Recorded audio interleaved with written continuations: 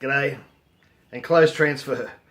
Now, I've been doing every brew, just about, all the ones I've done in the Fermentasaurus, and now in the Fermzilla, enclosed transfer, just because it's so much better. The first video I recorded for it was in January for the zombie lust, and I've since then recorded three different ways of flushing your keg with CO2 for before the transfer. And I've recorded 2 transfer videos. I'll probably only put one of those in this.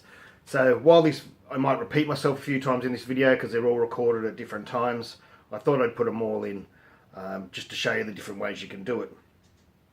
I'm not going to talk for too long now because it's going to be a long video. Sorry about that. Now the first method is, which I'll show now, you fill a keg up with star sand and you use your gas bottle to empty it or push it out. G'day, today I'm going to do an enclosed transfer of my Zombie Lust beer for a practice coming up to my lager I'm doing next, or might not be next in this hot weather. As soon as the weather gets a little bit cooler, I'm putting the lager in. And so let's just get to it, eh? It's very easy enclosed transfer, you don't need much equipment. A beer line, a beer-to-beer connector on it, an empty keg, and some star sand and some gas. Let's go. It's possibly a bit hard to see, but that, even though it's a bent pickup tube, it goes right down into that cavity down the bottom there. Of course not enough to ruin the flow of the keg, but you want it to go as low as you can. If you're one of those people that have cut a couple of inches off your pickup tube, then it's not the right keg to use for this. I've filled her up with water. There's about 18 litres in there, like you would when you're filling it with beer. You can go a little bit higher. I wouldn't go as high as what your gas post hangs down in the inside. Even though if you put the right pressure on, you should be fine. You're just risking getting it up your gas line if you do one little mistake. So there's about 18 litres of water in there. It's 3 ml for 2 litres. So what's that, 9 threes, 27. It's about an ounce, a little bit under an ounce. I didn't film it all, but there's the last 7 ml. Got the gas bottle hooked up. I'm just going to purge the oxygen out of the top like you would with beer.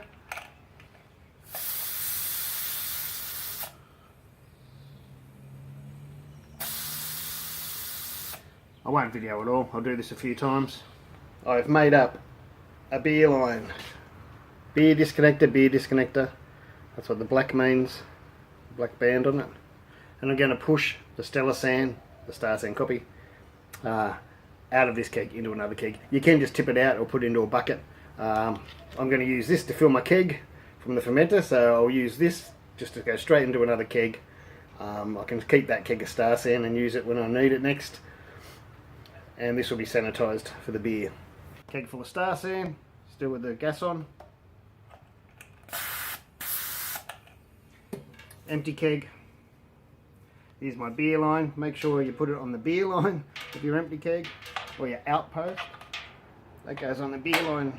The Star Sand keg. This goes onto the empty keg. You can hear that going straight in. If this starts to pressurise, I can let pressure out at the top here. Simply, the gas is pushing out the Star Sand out of this into this keg. And at the same time this is filling up. This will be full of just CO2. You can take the lid off and have a look. This doesn't matter because it's just going to be Star Sand. Ooh, bubbles. Hope that doesn't happen to me beer. It's foaming up a bit. I just realised I haven't actually got the pickup tube in this, which doesn't matter because I'm just using an old keg for storing Star Sand, but that's why it's foaming up. It's just squirting in the top there. There we go. We're empty. Just blowing some bubbles through. Just let everything settle out. There's my sanitized beer line for the transfer from the fermenter. This keg is empty but full of CO2. Now you can fill your Star Sand right up to the lid if you like, and you're experienced using gas bottles, just be careful, or have a one-way valve on your gas line so you don't end up getting star sand up into your regulator. The second method I'll show is just using the CO2 from your fermenter as it's fermenting to flush a keg with CO2. It's probably the least preferable of all the methods, but it still works. Anyway, g'day. Sunday afternoon, quick stout in the garage. I just want to talk about the enclosed transfer. Now, I did mention, when did I record it? Way back in January or February for the Zombie Lust IPA video, and I mentioned that and showed footage that it was enclosed transfer, and I mentioned that I was going to upload the video, the whole thing process, which I never got around to, but that's okay because I'm going to do it now. You fill the keg up with star sand, you flush it out with CO2 without opening it. That way you've got a keg that you know is 100% close enough to 100% full of CO2 that you can fill up with beer and not have to worry about your beer getting oxidized. There's a lot of people that say oxidation doesn't matter. It does. Anybody that says even a little bit of oxidation is good is wrong, unless that particular beer style calls for it, and there's not many that do. Otherwise, as I've always said, oxygen is the #1 enemy. You do anything to avoid it, whatever you can. Your beer will last longer, taste better. Just get rid of the oxygen. There's that way to do it, and there's this way to do it. Another way. There's lots of the ways to do it, but here's another way. I didn't fill this keg up here, this keg here, I didn't fill it with star sand. I was going to, and then I just changed my mind and things didn't happen. But what I did do is I have my fermenter here. I put a line on the gas outlet where my pressure relief valve usually is. I put a beer disconnect on the other end. It's a good thing about these quick disconnects. You can sort of change, beer to beer or gas to gas and just quickly change them. That's going through the beer line, so it's filling up with CO2 from the bottom. As I said, there was no star sand in this. It was rinsed with star sand, but it wasn't full with star sand. And so this has sat there for just about the whole ferment. And I've put the pressure relief valve on the gas side. So through the whole ferment of just CO2 going from the natural CO2 from the fermenter, going down to the bottom of this keg and flushing this keg with CO2. So, by now, which is with 4 days or something into the ferment, there wouldn't be much oxygen in there, if any. But that's just another way to do it. So it is preferable to fill it with star sand. If you were filling it with star sand, you wouldn't do it this way. You would fill it from the gas line. The gas you'd put onto the gas line, and you'd push the star sand out through the beer line. It'd be the opposite. There's usually enough to do 2-3 kegs at least of CO2 from a normal ferment. This is a 6 litre batch. A 23 litre batch, near 6 gallon batch. One thing to remember for later is this transfer line gets condensation in it. I'll try and show some footage, close-up footage or a photo or something. So if you go to store these lines or do something else with these lines, it's probably worth, what I do is unplug it. I unplug them, I flush it with star sand, and then I hang it up to dry. Maybe that's excessive, I don't know, but I don't want to store this away with condensation in it, moisture in there, even though it's sort of full of CO2. If you're just putting it up on the wall of your shed for a while, anything could grow in it. You just don't know. So just to show the setup a bit more closer, that's the gas coming out of my Fermentasaurus.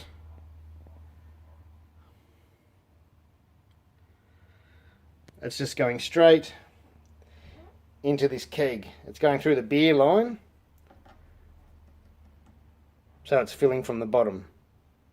Now, a lot of people do that sort of thing for carbing. I think that's a waste of time, but that's another story. Now, the third method I'll show you now is flushing a keg that is full of star sand. You fill it right up to the top, right up to the brim, and using your CO2 from the ferment to push it out. You can easily push out. My friends have done 3-4 kegs. I don't really have the need to do that many at a time, but they do bigger batches than me, and they piggyback them up in the chain and flush them all at once.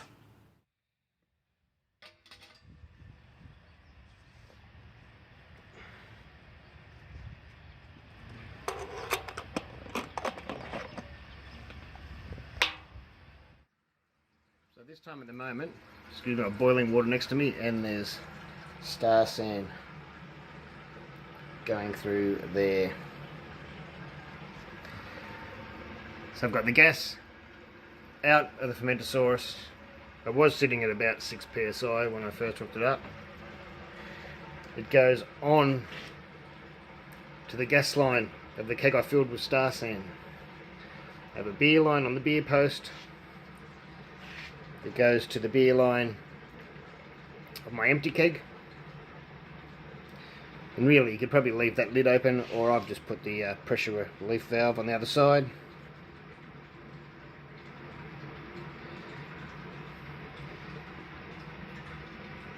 So the pressure from the fermenter and the CO2 coming out flush the star sand out of here. Leave that full of CO2.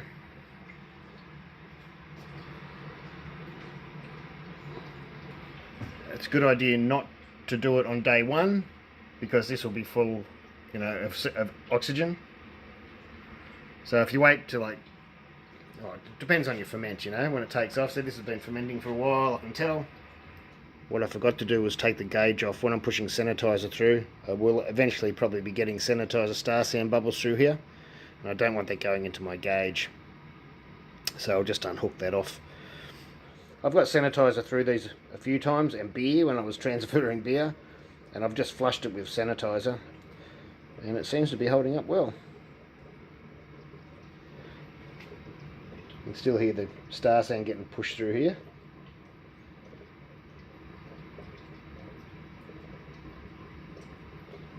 Just from the natural ferment. And now it's just the actual enclosed transfer. It's very, very simple, and you should try it. So it's time to transfer this. I'm only sitting at a couple of psi after cold crash. I haven't put any more pressure on it. I'll need this on the keg, so I'll just take it out. I don't like leaving the gauge. I think I've set it in there earlier, just in case the beer comes up through there. This beer isn't carbonated. Oh, it'll be very low psi if it is, so there's probably not much chance of it, but you never really know. It might not be 100% necessary, but I like to even out the pressures.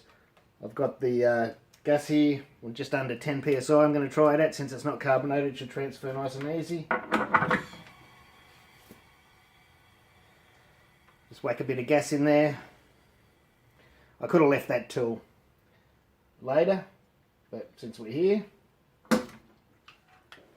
here's the keg that I naturally flushed. I'll just bump up the pressure of this to make sure this is about the same pressure too. There's nothing going in.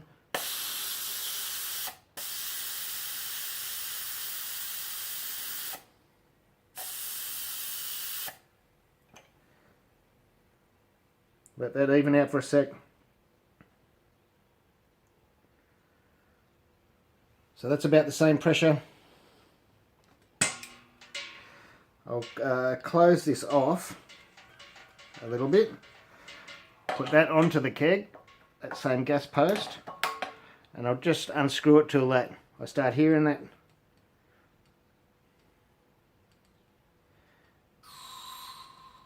Alright, so I know that's set to about the same. That can be adjusted later. This is my beer line to beer line transfer line. At the moment it's got star sand in it from when I last used it. Hook one up to the beer line. Need a bit of lubrication on this. Sometimes I get a bit sticky. I have a bit of spray on, food grade silicone spray. Try not to get it in there and where the beer is still.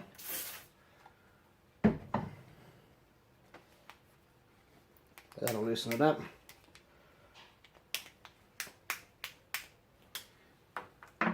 Beer line.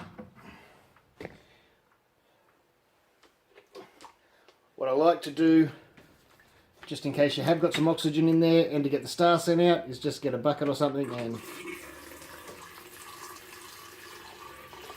let some through. Now all we know we've got in there is beer. This hooks straight up to the beer line, the keg. Let me hook my gas back up to here. Try not to shake it around like I am if you don't want to mess things up. We'd be slowly going in there now, but we let some pressure out. You know that's going to be flowing through. Now if this beer is carved, you want to take it really easy. This beer isn't carved. I still take it easy at the start at least, till the beer's, you know, well over the bottom of the pickup tube.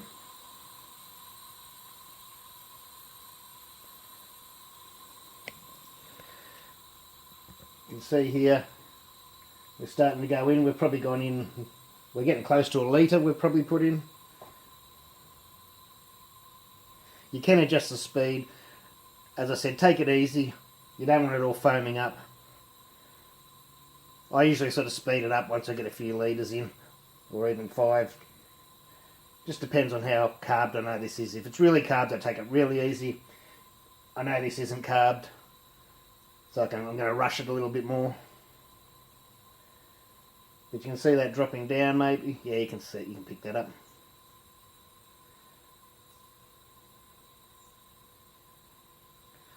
So totally enclosed. I can't really fit it all in the camera shot, but you get the picture. Same as last time. What you do, I should have spun this around so I can see the graduations on it, but I can see where the beer was up to. I can see if I just spin it around a bit with it, try not to disturb it too much.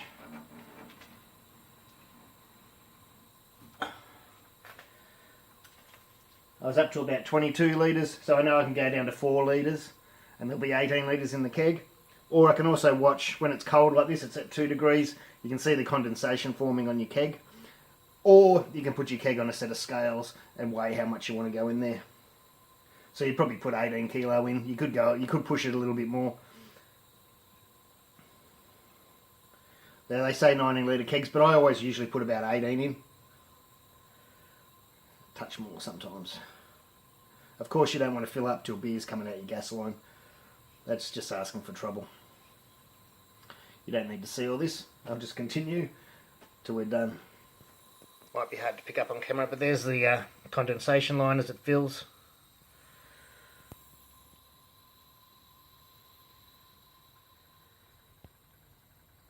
You shouldn't be getting any bubbles or air, you know, at all.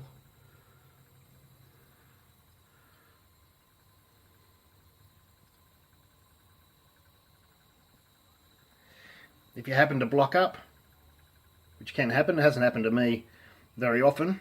It's usually the really hoppy ones. You just pump a bit of CO2 down here. You do have to be careful because that is a beer line, but you can usually squirt a little bit down there. Don't force it right on because it could get stuck. The gas line on the beer post. It doesn't even look like I have that beer post on properly. That was lucky. Now what can happen as you get lower, the pickup tube's on the other side at the moment. I have got some footage somewhere. If I'll see if I can find it. I might not be able to, but I might be able to. And it can just start sucking some of this yeast off the side. That's not going to hurt. That'll settle out in your keg quite quickly.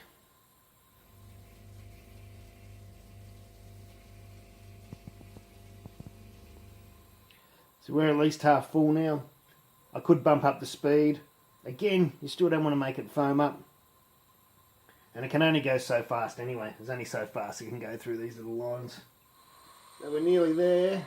We'll Lucky I had a look then. We're just about at 4 litres. I can tell by the condensation. We're right up to the top of the keg. Bit hard for you to see. We're nearly at the weld join there.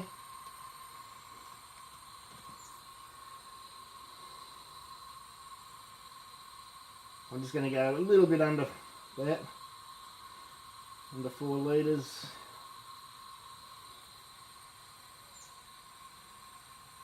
I'm going to push it to 4.5 maybe. Yeah, we're full. That keg's full. Take the gas off. So you can see that. Take the beer line off. Clean that up usually. Now I can take a reading here. I can stick your finger in there. Have a sample. Also get enough for a hydro reading. I can get my finger out of the way. A bit hard doing all this with in front of the camera. At least 100 ml for your hydro reading, depending on your hydro test tube. Taste it as well. So you let that warm up to your 20 degrees, get a more accurate reading. Tasty. Very easier if I do it there.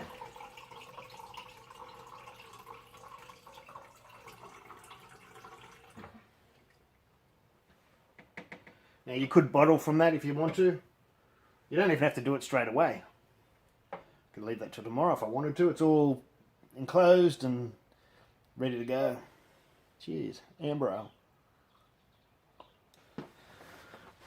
So there's a full keg.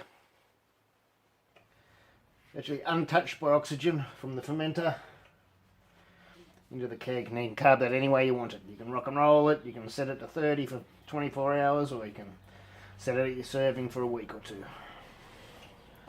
Perfect for NIPAs and your hoppy pails, or any beer. Lagers. Okay, that's it. Hopefully that explains things. Any questions, put down the bottom. Sorry if I repeated myself in those videos. As I said, they were all recorded months apart. I wasn't sure if I was going to upload the first bit or the second bit or the third bit or all of them together. So I've tried to stick them together as best as I could and tried to cut out most of the repeating bits. Anyway, cheers.